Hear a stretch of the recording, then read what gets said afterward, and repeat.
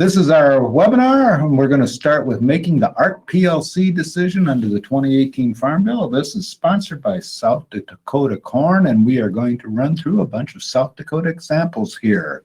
So that's our plan for today. Just one thing on housekeeping. All our handouts that we are going to be using are available on the GoToWebinar control. Just look for the 2020 217 SD corn number, our PDF there. This webinar will also be archived.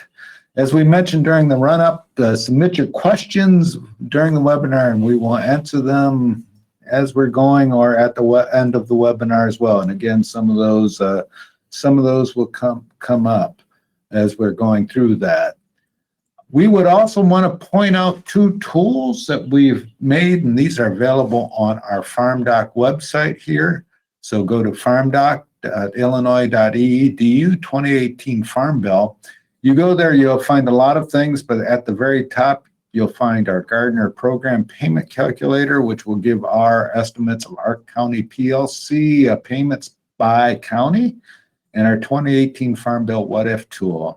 This will be particularly useful for those of you that want to look at ARC-IC, and we're getting ARC-IC questions already. So ARC-IC is coming at the end, so we're gonna hold off on those questions, but noted that we are already getting ARC-IC questions. So our outline is we'll go over price loss coverage, ARC at the county level, ARC County. And here's what our advice to you. And again, your deadline for signing up is March 15th, which is coming up, right? And every time we talk to FSA, they want you to come in early rather than later. They're getting a little bit anxious about farmers not signing up for their meetings. So go in and sign up. If you sign up tomorrow and change your mind, you can change your choices. But go ahead. Oh yeah, I was just going to add that you can also get on their register. You can basically set up your appointment to go in and get all of that squared away so they can manage the logistics and the workflow and office traffic a bit. So there is, as we'll talk about here, we're pretty much at the decision point. There's not a whole lot of new information at this stage. So you can certainly feel pretty confident that running the tools now is going to give you a pretty good guess of where we think we're going to be. So certainly help the FSA folks out and get in there sooner rather than later, at least get on the schedule for them. The other thing that our FSA individuals are saying in Illinois is to call in and indicate your choices, and then they will have the contracts printed out as you're going. But here, if you're signing up for PLC in ARC County, we would lean towards PLC as our alternative. And we'll talk about why that is as we're going through. Soybeans, we would lean to ARC County, and we'll again talk about that as we're going through. And wheat, lean heavily to PLC. Lean so heavily. All right. Pretty much locked in decision for wheat. Yeah. The other thing what we're going to talk about is ARC-IC. We'll talk about that at the end. And this year presents some opportunities. ARC-IC, we will know everything we need to know to calculate the ARC-IC payment except the market year average prices, so we can pretty accurately predict whether a farm has a payment. And we would say that those farms that are all, and the key word is all, prevent plant, not just corn, all prevent plant will get the maximum payment. And then if we have low yields, ARC-IC may fit in together as well. So that's our outline. And again, our big deadline coming up is March 15th, 2020. You will make a choice between ARC and PLC. Did you want to? Well, that's a Sunday, so March 16th. It's technically March 16th that you'll still have that, but don't wait for that Monday. Get in there in advance of this decision. And yeah, a question just came in. If you did already sign up for programs, but here's something today that makes you want to change your mind, you can still change prior to that March 15th deadline. Again, but we are getting to the point where FSA is getting angry with us to tell people to wait or make more changes at this point. But yeah, you can technically change up until that deadline. So the ARCPLC decision, or any decision you will make, will apply to the 2019 and 2020 years. You will be able to update those decisions each year on March 15, 2021. Next year this time, you can decide to change your decision for 2021, so forth for each year's. The other deadline that you have is September 30th here, and that's for updating yields. We're not going to talk about that decision very much because it's pretty straightforward. Take in your yields from 2013 to 2017, fill out the form from FSA, and they will pick the highest one. All right. So the ARCPLC decision, which is where we're going to spend most of our time, you're going to make that on a FSA farm basis. It allows for a choice. And again, you're going to be making this for the 2019-2020 year. Each FSA farm, and most people have more than one, 5, 6, 10, 20, sometimes more than that. You can have different decisions by farm, but you'll be able to make a PLC ARC County choice on a crop basis. So again, coming back, if you have corn on the FSA farm, we would suggest leaning towards PLC, soybeans, ARC County, and again, we'll talk about that. You also have the opportunity to sign up the whole farm for ARC IC, and that provides a whole farm guarantee. It's the whole farm that matters in that case, and yields on the individual farm matter. Again, and one question that, sorry, Gary, one question that just came in as a reminder on this, it is the producer, and in a lease situation, it's the tenant that makes this decision, that makes the program decision in a cash lease. And so you cannot have different decisions between landowners and tenants. The yield update decision is for the landowner to make. So we always distinguish between the types of decisions. The program payments go to the farmer. The records around the yields, the program yields, stay with the land, and that's why the landowner makes that decision. We'll reiterate that point when it came up. I just saw this question come in that we want to remind. Yeah, It's the tenant, the producer, that makes this program choice. And so if we have a share rent situation, the share rent farmer and the landowner will have the same decision. They cannot split the decision on those cases. Again, we'll be looking at these decisions, and what makes payments on these programs are base acres. It does not matter what you plant for PLC or ARC County. They will pay on base acres. So the corn acres, base acres, are what your payments will come from. You did not have the opportunity to change those this time around. PLC is a pretty straightforward program. It makes a payment when the market year average price, which are running right now for corn, $3.85 for 2019.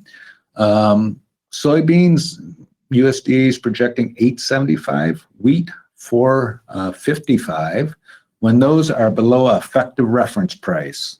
And the effective reference price will describe what those are on the next slide, but you take that difference, multiply it by your PLC yield, and multiply it then again by 0.85.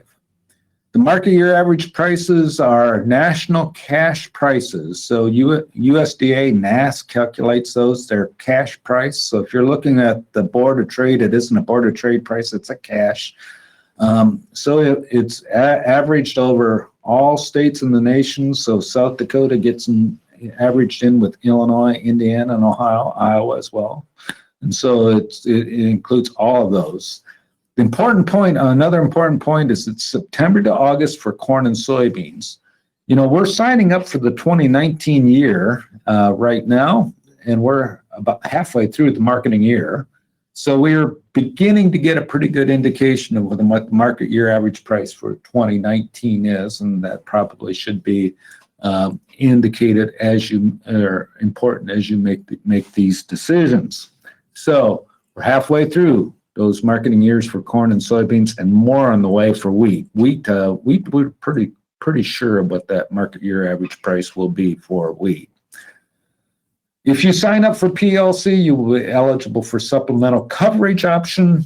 You will not be eligible for SCO if you sign up for ARC County or ARC IC. That may come into play if you want SCO. Now, we had a question, does the reference price change by year? and it could, but won't. So, So basically, there's a minimum reference price, same levels we had established in the 14 Farm Bill, 370 for corn, 840 for beans, 550 for wheat. They theoretically could move above that, but we'd have to have we'd have to have basically prices jump today, and then those reference prices wouldn't come up for another 3-4 years. There is a provision that allows that reference price to move up, but basically a 0% chance of that affecting us in this Farm Bill period for the three commodities we're looking at. yeah, so the effective reference price for corn will be $3.70, for soybeans $8.40, and wheat for $5.50. That's 100% chance for 2019 and 2020, and probably even 2021. I mean, you cannot see a possibility of 435 average for 2021. So, well, there is that opportunity. The reference prices are these for the next several years. Well, for the 2 years we're just looking at the 2019 and 2020 crop year. So we're absolutely certain that you're not going to see an increase in the reference price. So just to reiterate that point and to make sure we get that question thoroughly answered. They're set for the decision you're making now. That's right. So now we're going to take you through corn, and what we're going to do is show payments for corn. We're going to use the estimated price from WASDE from February 2019. That happens to be $3.85. And by the way, if you're looking at these tools or slides, they come from the 2018 Farm Bill tool, which is available for download here. All right. Here's corn, 2019 payment for PLC as well as 2020 payment. All right, for 2019, our effective reference price is $3.70. Again, our average from 2013 to 2017 is $3.02, which is below $3.70. And right now, USDA is projecting a $3.85 market year average price for 2019. So this is still a projection. So 385 is a projection, and it was made in February. This is our February price, according to USDA. We could still see prices differ from this for 2019 because we're still projecting at it. We looked at historical chances of the price going from 385 to 370, and there's a 13% chance. Roughly 1 in 10 years that we could see a market year average price at this point below 380 or 370. So 90% chance would be that PLC will not make a payment in 2019. Again, you would have to see very low prices on corn from here in on out. For 2020, is there a chance of being an effective reference price below 370? And we would say yes. And we would come up with and you're going to see our projections here in a minute, but we would say that there's roughly a 50-50 shot of being below 370, which, and just to give you a feel, what would cause a price below 370 for corn is planting 90 million acres of corn, very little prevent plant, above trend yield, and you got below 370. And just to give you a feel for that, here's what those prices were. 2018, we had a 361 price, 336 price in 2017, 336 in 2016, 361 in 2015, 370 not triggering a payment in 2014. 4 of the last 6 years we had PLC payments, would have PLC payments. And again, you can build a scenario very easily that would happen. All right, so one of our tools that we developed was ARCPLC tool. This is if you go to this website, you can enter your South Dakota county corn. We're going to be looking at non-irrigated here. How do I say that? Minnehaha? Yeah. I think. Sorry, apologize if that's wrong. But Yeah, we'll have a non-irrigated. at least I tried. Irrigated yield. And so if you input those, here's what you're going to see. We're going to project for you ARC PLC payments in 2019, 2020, And we'll do it all the way through 2023, but really it's 2019 and 2020 that matter here, because will be able to update your decisions in 2021, 22, and 23. Let's focus on 2019. We come up with the 13% probability of a PLC payment. Again, that's that historical average is there. 113 would be our average payment. We are still showing an 8% chance of ARC County payment, but we are using a 188 bushel yield for non-irrigated corn in Minnehaha, county. One thing is that on Thursday, USDA will release new estimates of county yields. We will put that in here, and I don't have what that will be what they're saying. FSA will not, and I'll repeat that again, will not use NASH yields to calculate ARC County payments, but those yields will give us a pretty good idea of whether those will pay or not. We're going to update this. Probably it'll give us till Monday of next week, and this probability here will either go to near zero or very high, depending on where this yield comes out. Right, this is going to be pretty much yield driven for our county. And one of the questions we just had on this is whether or not the tool works for all states and counties. And just to clarify, this Gardner online web-based tool will work for all states and all counties for corn, soybeans, and wheat are the only three crops we are running through it at this point in time. But it will work across the country for those three crops. The other thing, we always get questions, so like corn, we have an expected price of 385. If you plug 385 in and just do the calculation on that, PLC would not trigger a payment. So it's confusing sometimes to look at us projecting, a $1.13 payment here, but this tool is a little bit more complex in that it incorporates the possibility that those prices could vary from that 385 current projection. The spreadsheet we looked at on the previous slide was just doing a straight up calculation. If the price is 385, there will be no payment. This tool on the screen now is incorporating the fact that, that's not a certain price yet. There's a chance that it could still come in below that 370 and trigger a payment.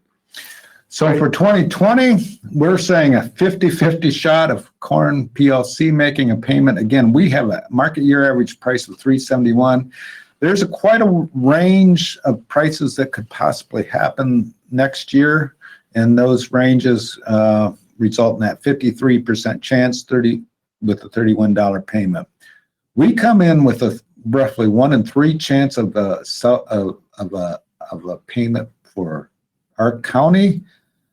Again, typically what you would have to see for ARC County to trigger a payment in a specific county is a yield shortfall in that county that's not widespread.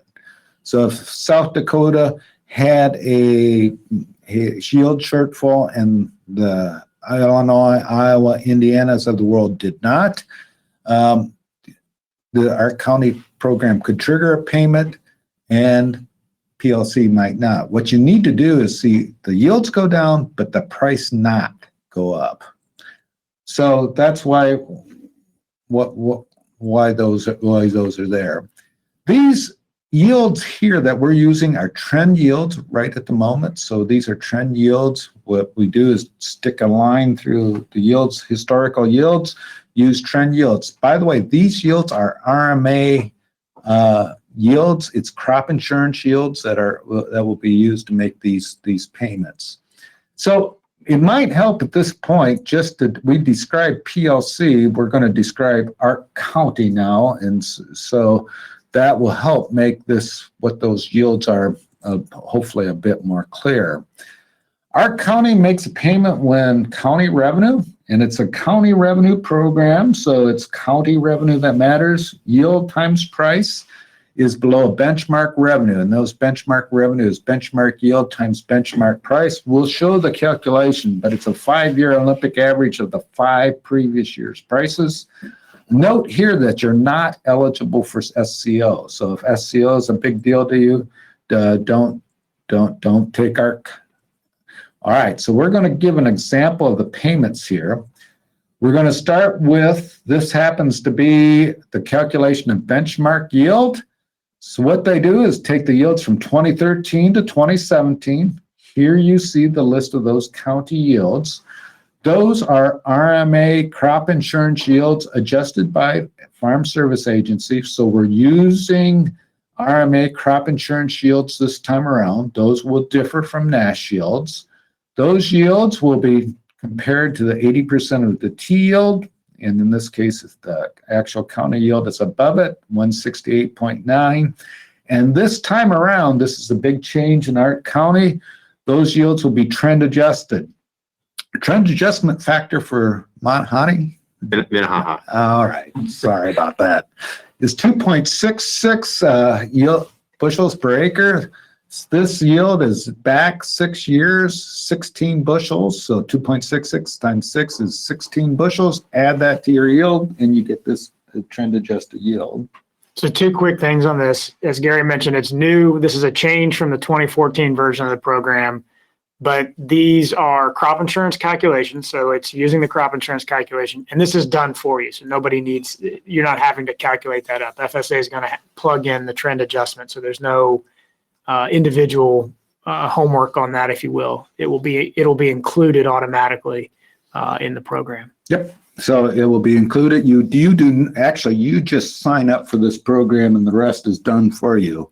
All right. So here's the calculation of benchmark prices, 2019, 2020, and lo and behold, they're both going to equal 370. So it's an Olympic average with the minimum price at 370, so, or the effective reference price. So, And on the price side, the yields vary by county. The price is the same all across the nation by crop. So it's 370 for corn in South Dakota. It's 370 for corn in Illinois.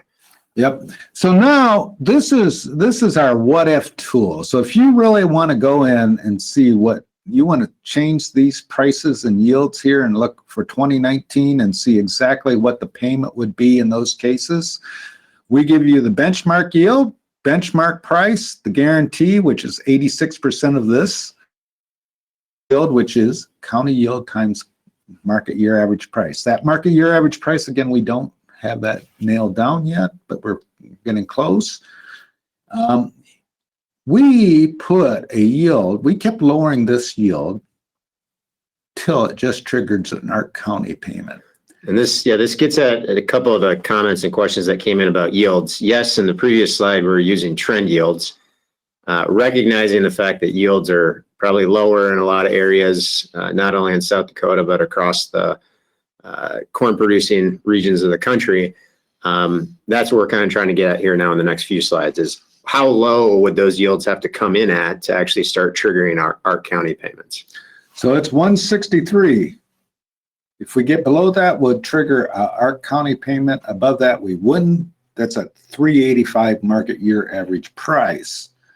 Here is it for Brown County, 143. So Brown County, and this would be non-irrigated, 174.4 would be the benchmark yield for this county. So this is Brown County. We did this for irrigated, 143 again. Oops, I screwed up. It's much higher than that. You're getting a $62 payment for that case. Here is every county in South Dakota, those benchmark yields, and I don't have a feel. You can look at it. I don't know where the different counties are, but we range from 163, and then as we go west, we get lower yields. Yeah. So again, what you're looking at is, assuming that price comes in right around that 385 level, which again is not a guarantee at this point, but should be a pretty good estimate of where that price is. These are the yields below which ARC County payments would start to get triggered. So you all probably have a better sense of what the county might average in your county than we do. And so you can take a look and maybe pick your county out on this map and just gives you a sense of just how bad would yields have to be in 2019 to start triggering our county payments. And this is the same slide. Oops, went the wrong way. This is the same slide except for irrigated corn. So you can see the difference there between non-irrigated and irrigated. One other item that this map does point out is those counties where we have irrigated and non-irrigated series. If you see a blank number, the yield on the previous slide was the all corn series. If you're in one of these counties, you will have to indicate whether your corn production is irrigated or non-irrigated. So that's corn and what we're looking at for here. Again, PLC not likely to make a payment. ARC County not likely to make a payment. Most counties, and we'll know more about with the Nass County yield release on February 20th, which is this Thursday. 50-50 chance being below 370 and trigger. ARC County would trigger with regional specific low yields. And watch for the 2019 yield release on. We're doing a webinar on February 24th, and we're going to try and pump this out on our FarmdocDaily website as well. But frankly, I would bet most counties will not be making a payment, but you never want to say never. And because it's that 2-year decision, the likelihood of it not making a payment in 19 is why we're leaning towards PLC, because that 2020 price looks a lot lower right now and a lot more likely to trigger in 2020. So you're making a 2-year decision, and that's the one challenge with this go around, is that it is 2019 and 2020 that will be covered by the program. Yeah, and one other thing, let's say you're just triggering an ARC County payment of $5, say in 2019. You might be giving up a much larger PLC payment in 2020. If we have prices in the 330, 340 range, we would be seeing large PLC payments for 2020 on corn. All right, here's soybeans. So we're going to do the same thing for soybeans. 840 is the reference price. 875 was their projection. We come up historically saying 4% chance of a 2019 market year average price being below our 840 reference price. We got this below 840. So not much of a chance, but still a possibility. Next year, you can guess whether or not the market year average price will be below 840. I'll note that in recent years, it hasn't been. To get market year average prices below 840, you have to have very low prices. And just one other point about that. Let's say you do have a price of $8. That would be a 40-cent rate per bushel. Yeah, just for easy math, 40 bushel PLC, that would be a $16 payment times 0.85. You'd be in the $13 to $14 acre range. All right, we did the benchmark calculations here for soybeans, 870 price.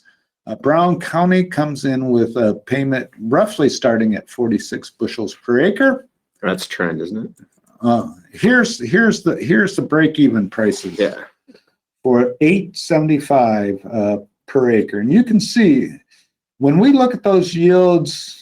And you would be a better judge of South Dakota than we would, but there's a pretty good possibility of those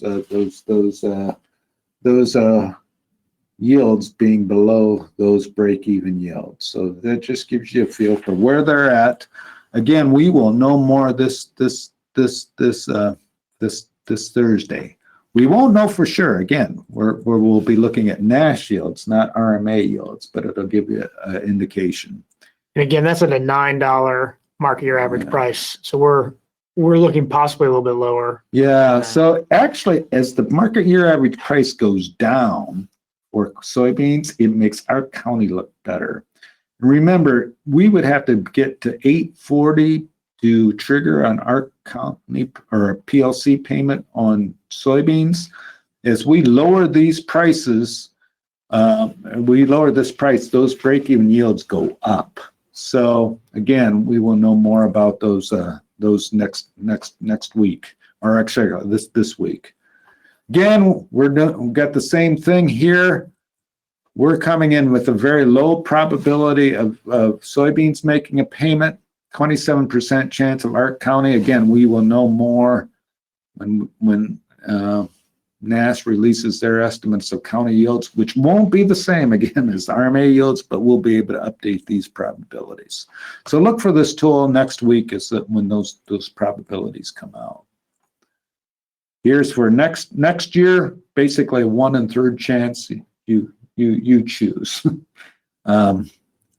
Pretty even choice. I could see somebody saying, I want PLC because I think the world's going away.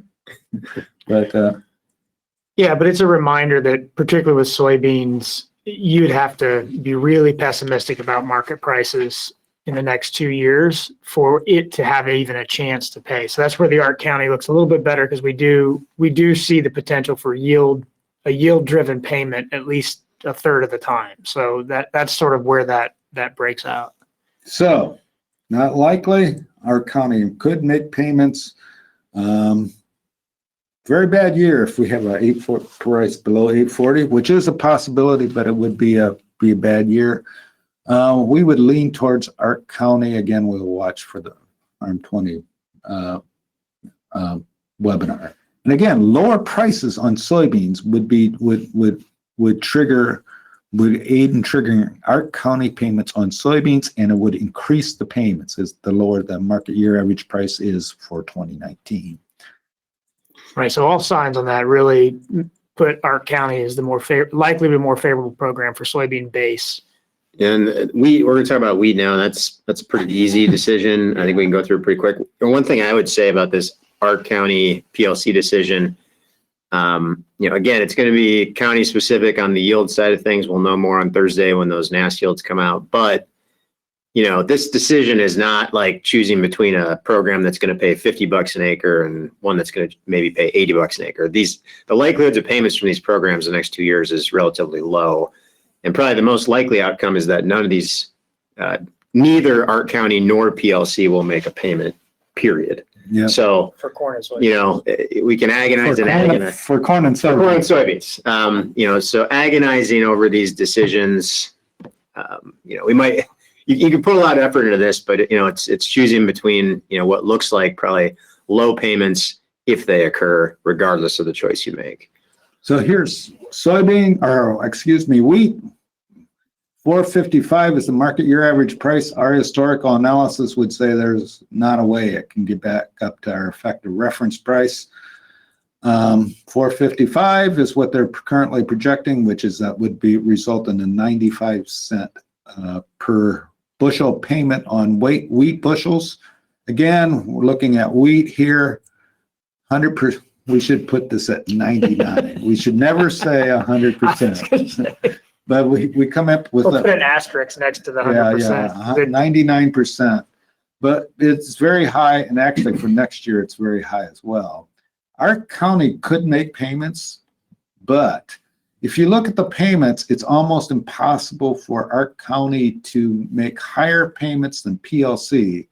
One of the things you'll want to look at is this PLC payment yield, and if that's sort of 35, 40, or some reasonable number compared to production, you will take PLC. The only real reason to take ARC County is if you had a PLC payment yield of like 5, 10, 15 bushels per acre. Something way below what the county benchmark would give you in ARC County.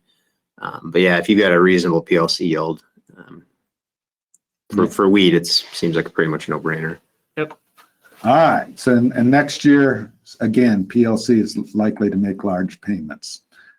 All right. We did the same thing and here we put a 10 bushel wheat yield in here. This is with a 46 bushel PLC yield, but you can see here it's very difficult. This yield triggers the maximum ARC County payment, and PLC would still be higher than the maximum ARC County payment. Which is a reminder of that feature in the ARC County program that 10% of the benchmark is the absolute most you can get per acre out of ARC County. So it's not possible for ARC County to outpace PLC unless you have just an absolutely low program yield for PLC. Yep, and again, here are some of those yields, and this is a more complete look at this tool again. This would be for Brown County. You can dial in your county, and it will bring in all the information that's needed for that county. That's our what if tool. That's our Excel based What If tool. Here are the break-even yields for wheat. You can see those. There's a couple stars here, this 28 and 63.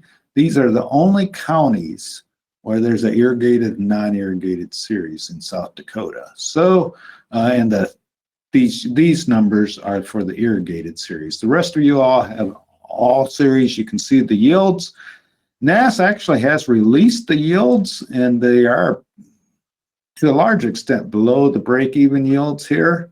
These are the counties for which NASS has released yields. You can see that they're below it, but again, we often see that given reasonable PLC yields, or the PLC yield that's a part of the base yield calculation, results in a higher payment. So PLC will make the large payments depend on yield. ARC County will make payments. 2020 PLC has a very good chance of making payments, but they're still less than PLC. Lean towards PLC. All right. Now, ARC IC. All right, so we've had a number of questions about ARC IC. We do have our 2018 Farm Bill What If tool, and there's two tools to this. There's a single farm ARC IC tool, which you can enter your calculations for a single farm. You will also be able to enter multiple farm calculations here. But just to give you a feel for what ARC IC is a farm by farm choice, so you can enroll, if you have 5 farms, you can enroll 1 in ARC IC and the remainder in PLC and ARC County.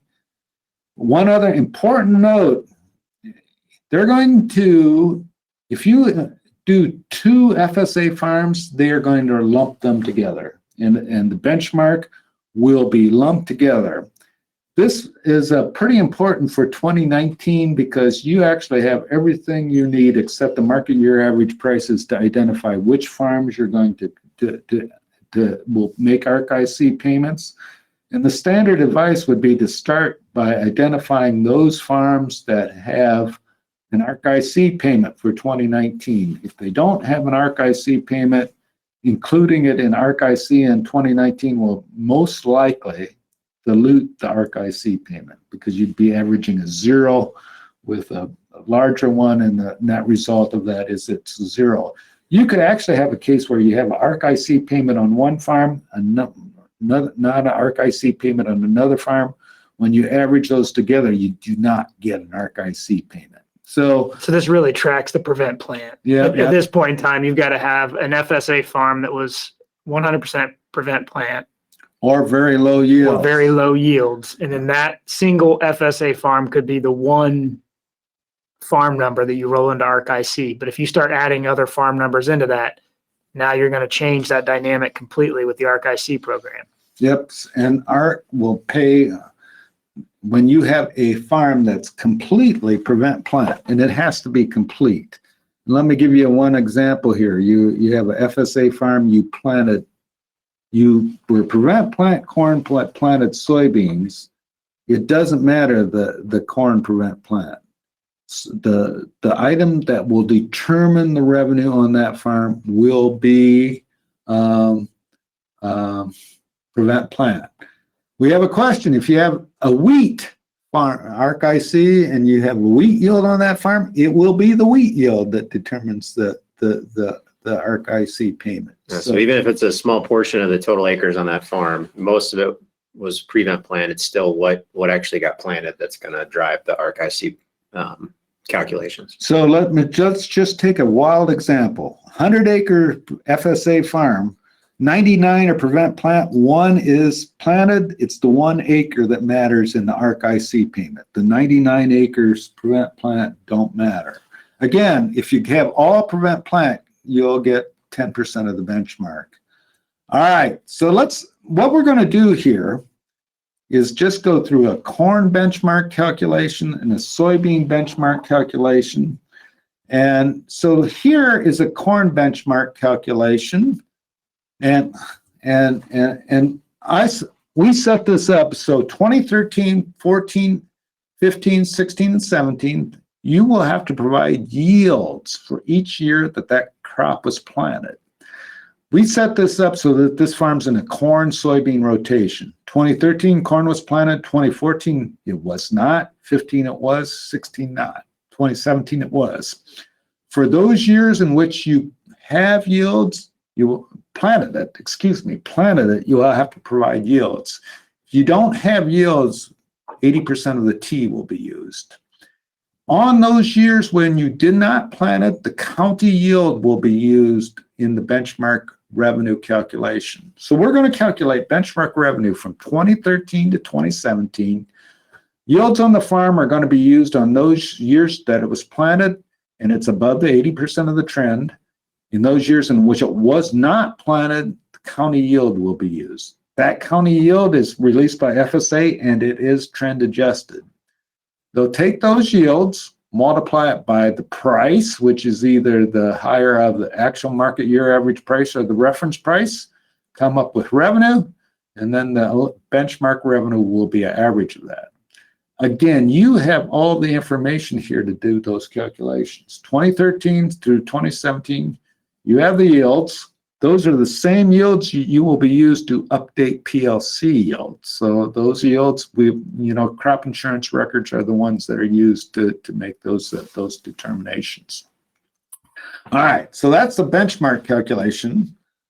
You do the same thing for soybeans. So we have 50 acres of soybeans, 50 bushels in 2014, 2016, 52. Use the county yields in those other years when it was not planted. Again, if you can't document this yield, 80% of T yield would be used. We get our benchmark revenue calculation. All right, so let's run through a couple of examples here of payments under this case. All right, so if we had all prevent plan acres here, you would get 10% of this $47 or 10% of this benchmark revenue times 0.65. All right, so that would put it in the $30, $35 an acre range. If everything is prevent plant. We took an example here. You planted 50 acres, didn't plant corn. You could have done that because prevent plant was taken for corn, or this was the year for the rotation for soybeans. Farm yield was 40, $8.75 price would generate this revenue. Our benchmark revenue in this case is all soybeans, $473. 86% of that is our guarantee. Our farm revenue is $350. We would get an ARCIC payment of $30.79, which is the guarantee minus the farm revenue times 0.65. And again, that would be capped at 10% of the revenue. So if you have 100% of the farm that's prevent plant, you would have zero revenue here, and you would be getting the cap payment. And it's also a reminder that where ARC County and PLC pay on 85% of the base acres, ARC individual pays on only 65% of the base acres as written. So that's one of the factors that makes this program tough to see, except for this, this scenario where you've basically either prevent planted or had a major yield hit. Yep, and one other thing. So now this is one farm. We showed corn and soybeans for one farm. You would do this. The same calculations would be done for if you enroll two farms. You would do the same benchmark calculations, and then this benchmark revenue would be the average across those two farms. So that's what happens when we have two farms. All right. But only when those two farms are enrolled in ARCIC. Yeah. Here is 50 acres of planted, and you would get a $25 payment if 145 and 40, the yield was 145 bushels per acre and 40 bushels per acre. So again, now this benchmark revenue is half of corn, half of soybeans. So that gives you a feel for what goes on here with those. As a general rule, we suggest considering taking ARCIC if it has low yields. And one of the ways you will know that if you're triggering RP crop insurance, payments. So if you're getting crop insurance payments because of a revenue loss in 2019, ARC-IC may be making a payment as well. Also, all prevent plant farms are farms that are all prevent plant farms. Remember, all FSA farms in the state are combined, and it doesn't seem wise to have all FSA farms in ARC-IC. And it's somewhat doubtful that in a normal year, we would be doing what we're making these suggestions, because you wouldn't know what the yields and prices are going to be. And it's a reminder that you're making a decision for 2 years. So it is possible that you could max out for a single FSA farm that had all prevent plan or really low yields. You might max out that ARC-IC payment, and then you're in that again for 2020. Now, our general view of this is you're not likely to get ARC County or PLC payments in 2020 either, but you would be locked into this program for both years. So it really kind of comes down to this unique, well, unfortunately, maybe not as unique as normal, where you have this individual FSA farm or a few FSA farms that have such low yields or prevent plant that it's worth the ARC-IC, both the penalty on the base acres and the complicated multi-crop calculation. And again, if you had 5 FSA farms, you could enroll one of them in ARC-IC, and the remainder could be enrolled in PLC and ARC County on a crop by crop basis. Right, and the ARC-IC farm is treated separate from the others in the program calculation, so you don't have to worry about the other. If you only did that scenario when you enrolled 1 out of 5 of your FSA farms, the other 4 FSA farm yields and revenue numbers are not using that ARC County individual farm. So it is isolated in that sense. So it's why you can, in these situations where you've got an entire FSA farm that's taking that kind of hit, that it can be beneficial to put that single farm into the program, ARC-IC program. So we get a question: if you have more than one farm number enrolled in both FSA, will they lump them together? Yes, they will. And here's what we would suggest you do. All right, again, you can use our calculator, or you can do it by hand, but calculate ARC-IC payment for each one of your FSA farms and rank them from the highest to the lowest payment per base acre. Again, you should know the yields, hopefully, for 2019. The only thing that you do not know are the market year average prices. All right, so rank them from highest to lowest and combine a farm that is hitting the maximum ARC-IC payment with another farm may result in a higher payment. Let me give you an example here. You have a farm that's 100% PLC or prevent plant. You might have maximum ARC-IC payment, but remember, if you combine that farm with another farm, what they will be doing is averaging the benchmark and averaging the revenue, and the revenue will be equal to 0 on the prevent plant farm. So if you have farms that are hitting the maximum ARC-IC payment, it may result in a higher payment. If you have a non-paying farm, you will often result in lower payments unless you have. So if you have a farm that has a $20 payment, it's not hitting the maximum. Another farm that's 0, the combined farm could be 0, $5, or $10 per acre. All right. Yeah, this ARC-IC thing is admittedly a pretty complicated thing. So it's very, very individual situation specific, but fortunately we can't change that. So yeah. So one of the questions we got are the farms calculated individually then weighted, or are they calculated together for the benchmark revenue? So what they will do will calculate benchmark revenue for each crop on your FSA farms, and then they'll be weighted for 2019 based on the acres you planted. So it's in 2019. So the planted acres of 2019 determine the weights for ARC-IC, even back across the benchmark. And the same thing for the revenue. So it's the revenue in 2019, so it's weighted. All right. So here we have our ARC-IC tool. And so here, this is our multi-farm ARC-IC tool. You enter those in there. We'll indicate which ones are hitting the maximum. And this one has 0 payment, and then you can click yes or no, and you can see whether or not what happens to the ARC-IC payment here and the total payment here. Again, what we would suggest is yes, you would start with this one, $53, yep. $28. Now you got to make a decision. Do you want to take $28 now, or do you want to roll the dice for, I suppose, a better chance next year? And then you have a $0 payment. Again, the only time adding this farm would make sense is if you have a farm that's at the max. If these aren't at the max, all you're going to be doing is diluting payments across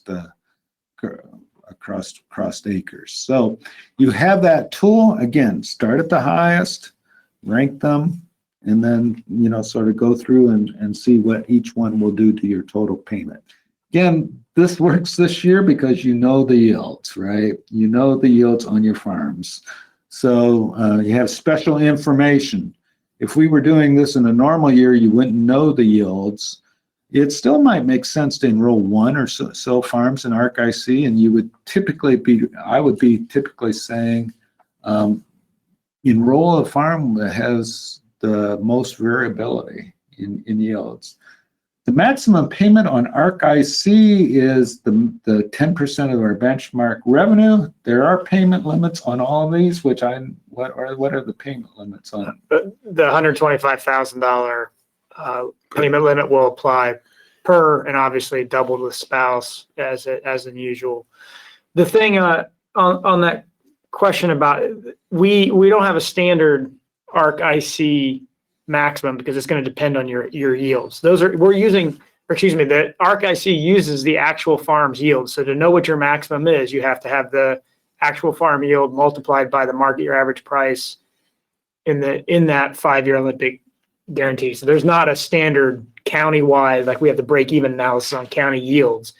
It's going to depend on your farm. And certainly in those scenarios where you've had a complete prevent plan or 0 out or really low yields, that will determine the payment.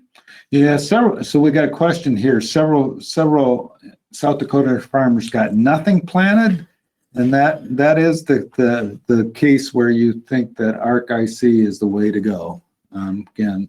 Yeah, and another question we had on that was if the program decision stays if the farm is transferred, and it does. The 2019-2020 program decision sticks with that farm for those years, and then can be revised in 2021. So new tenant or sale, that's going to transfer with it because that stays with the farm for the 2 years. So one question that comes up is, so 2019, somebody farmed the farm in 2019, a different person farms the farm in 2020. The person that farmed the farm in 2019 makes the decision. Right. And then kind of a related question, like looking backwards, we probably, situations where operators are farming a farm now that they weren't farming at least part of the 5-year period that kind of determines the programs, the 2013 to 2017 period. So if you didn't farm the farm you're currently farming then, and you don't have the production records, Gary, you can always you'd be forced to default to how those T yields fit into the benchmark calculations, right? The best thing would be to do is, if you can, go back and get the documentation from the previous farmer. We realize that is not always can't always happen, shall we say. Yes. For example, if the previous operator was willing to share crop insurance records or something, you could use them, right? But yep. If not, if you can't access them, then you'd have to use the whatever the T yield rules are for ARC County or ARC Individual, whichever program you choose. So another question came up: very low yields for the 2019 crop year or low APH yields. When we're talking about enrolling in ARC-IC, it's very low yields for 2019, not very low APH yields. So it's the 2019 yield that determines whether ARC-IC will make a payment. And generally, you want high historical yields and low. Well, you don't. To get a high payment, you want low current year yields and higher historical yields or APH yields, because that sets a higher benchmark, and then you're comparing a lower actual revenue estimate to that historical benchmark, which is what the payment's based off of. So, and when we're talking about these decisions, by the way, we're talking about FSA farm. So each one of those has a farm number. It's not the tract, it's the farm number that matters as far as these decisions. Is ARC-IC figured by farms in each county separately or by state? It is by state. So all farms in South Dakota would be put together. All of your farms in the state of South Dakota enrolled in ARC-IC are rolled together. That's how that works. So if you do multiple farms in the state enrolled in ARC-IC, then they're lumped together. Just to clarify that. But we had a question a minute ago about how you got a maximum of $53 on an 813 benchmark, and that's 10% of the benchmark multiplied by 65% of the base acres gets you a $53 max. So when we do this, we do the 65% adjustment for ARC-IC, and remember that it's an 85% adjustment for ARC County and PLC, and just to make them comparable, we do the adjustments. CBO, question about CBO, that stands for the Congressional Budget Office, and we're using the forecast they produce in their annual baseline estimates. Take it for what it's worth. So, and they use, I mean, they pull in USDA WASI numbers and some other modeling around the country. So it's a fairly, it's as good a forecast as probably anybody else's, except for Gary's. Gary's forecast is the best. And I don't charge for it, so there you go. Here's our just a reminder. Here's our some Farm Bill resources. Obviously, FSA website is very good for providing information on farm programs. We have our Farm Bill Toolbox. I would note that coming up next Monday at 11 o'clock, we will have all the yields in. So we will have some maps showing where we expect our county payments to be making payments in 2019. And you'll be as surprised as we are when we see what those maps look like. But again, right now, we'll see what those maps look like. So another question is how does SCO play into the programs that have it available? So SCO is only available under PLC. It's not available under ARC, either a county or individual level.